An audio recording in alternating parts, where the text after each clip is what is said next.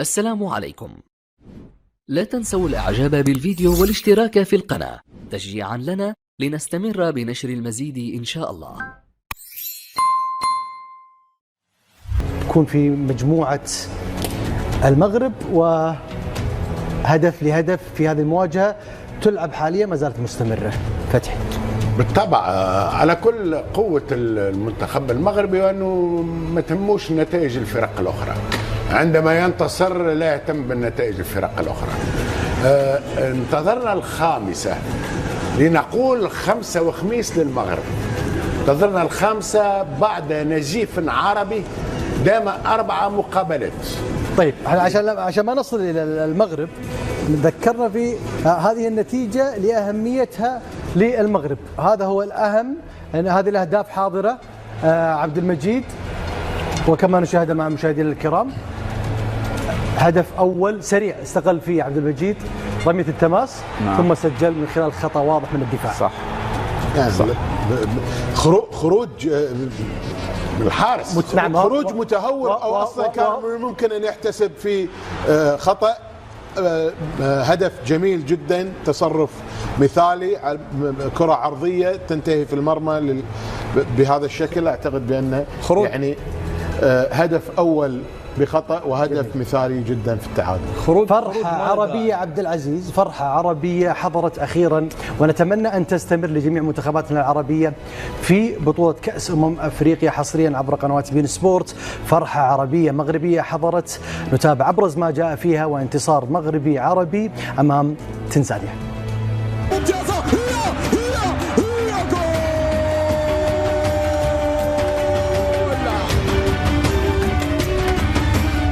الحكيم العرضية انصري هو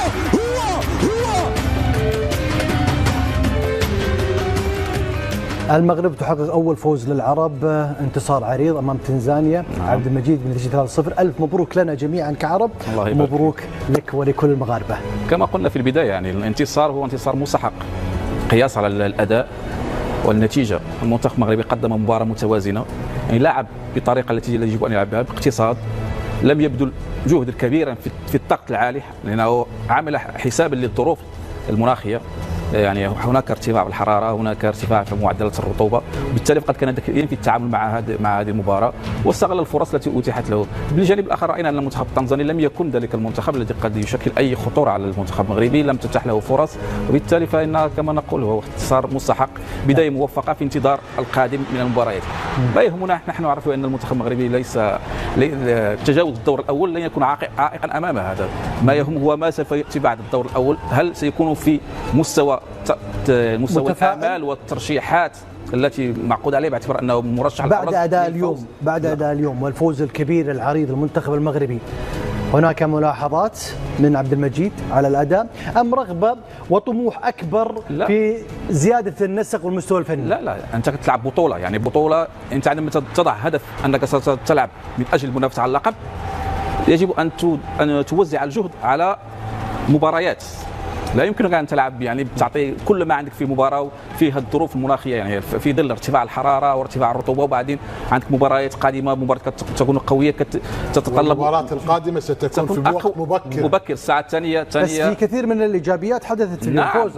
فوز عريض، راحه للفريق، اطمئنان يعني في مساله التاهل. صح، حتى يعني ما الدفاع كان في المستوى، لاعبي الوسط كانوا في المستوى، منعوا المنتخب التنزاني من ان يشكل اي خطوره على مرمى الحارس بونو. هناك شيء ايجابي اخر هو اللاعب الشيبي، نعرف انه لاول مباراه يعني ربما رسميه له مع هذا المنتخب الذي عوض الظهير الايسر يحيى عطيه، لكنه قدم اداء جيدا خصوصا من الناحيه الدفاعيه. فوز كبير عريض عربي افرحنا جميعا.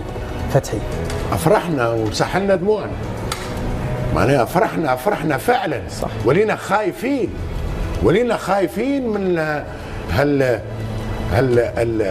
ما حصل لكل الفرق العربية تقريبا، حتى موريتانيا الفريق الشقيق الذي قدم مقابلة بطولية النحس تبعه لدقيقة 92 ضربة جزاء لا معنى لها.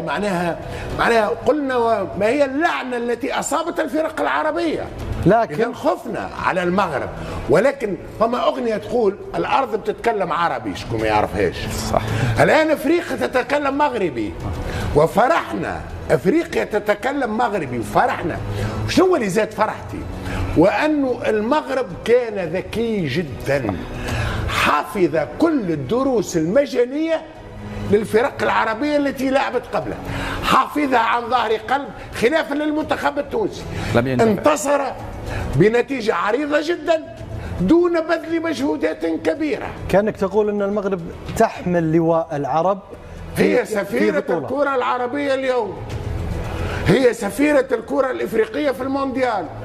اليوم المغرب والسنغال للأمانة حسب مريتي لحد الآن المغرب والسنغال في واد والبقية في واد. ما زال هناك مواجهات للمنتخبات العربية بما فيها تونس منتخب بلادك.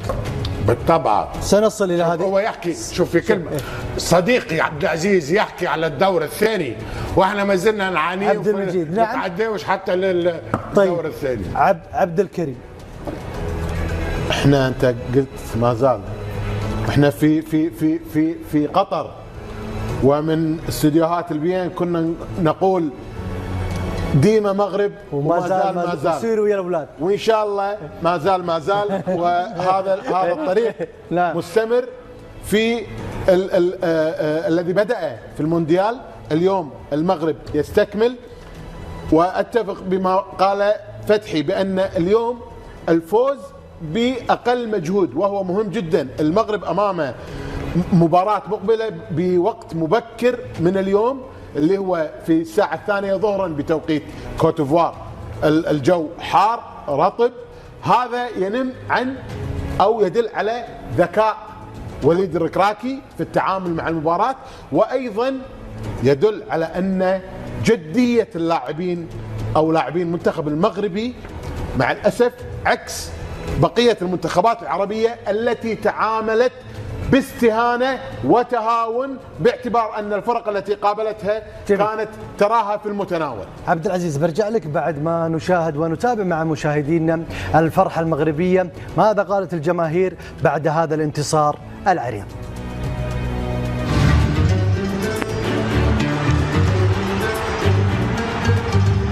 مباراة صراحة ممتعة مشوقة، تذكرنا أيام ديال المونديال، وفعلا برهن المنتخب الوطني على الحنكة ديالو والقدرة ديالو.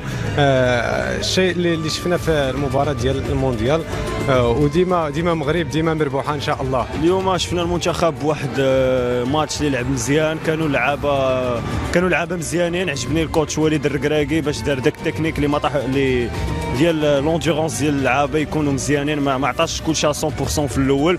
ابارامون الاغلاط اللي داروا المنتخبات العربيه اللي قبل منا هو ما عرفوش يكونسوميو الجهد ديال اللعابه. هذا ماتش يعني فكرني في المونديال ديال قطر في 2022، والفرحه مازال كان باغيين نعيشوها ان شاء الله مع وليداتنا الله يرضي عليهم. والمنتخب المغربي كان في المستوى جد جد جد جد جيد، والحمد لله وصلنا لواحد النتيجه، وهذه غير البدايه، وكنتمنى ان شاء الله نوصلوا للنهائي، ولاش لا ما نديوش الكاس. تقريبا 30 دقيقه الاخيره عاد تحركوا بعض الفعاليات واستطاعوا يسجلوا 3 الأهداف امام واحد المنتخب اللي حقيقه دون مستوى وضعيف جدا، لانه الحقيقه ما غتبان الا في ابتداء من الدور الثاني.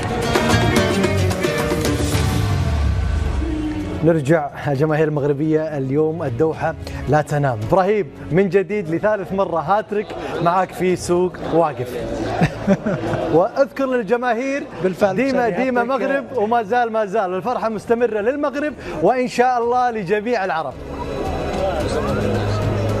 بالفعل يقولوا بالاستوديو ديما مغرب، ديما المغرب. حطينا ايش انطباعك عن هذا الانتصار؟ لا، احنا كنشكروا المنتخب المغربي على الفوز اللي هدانا اليوم مع المنتخب تنزانيا، واهداء خاص من الجاليه الخارج المغرب والناس المقيمه بدوله قطر، وكنشكروا كل من ساند وكل من شجع المنتخب المغربي، وكنتمنوا ان شاء الله الفوز في الدورات الجايه ان شاء الله. نتمنوا التوفيق ان شاء الله. يعني لما بدات المباراه انت كنت على يقين انه المغرب تفوز؟ احنا الثقه ديالنا هي في الركراكي، وين الصوت راح مع افريقيا. احكي لك شغله، هلا هلا هلا مغاربه اسبوعه ورجاله، ديروا النية نصرنا العالي تعالى.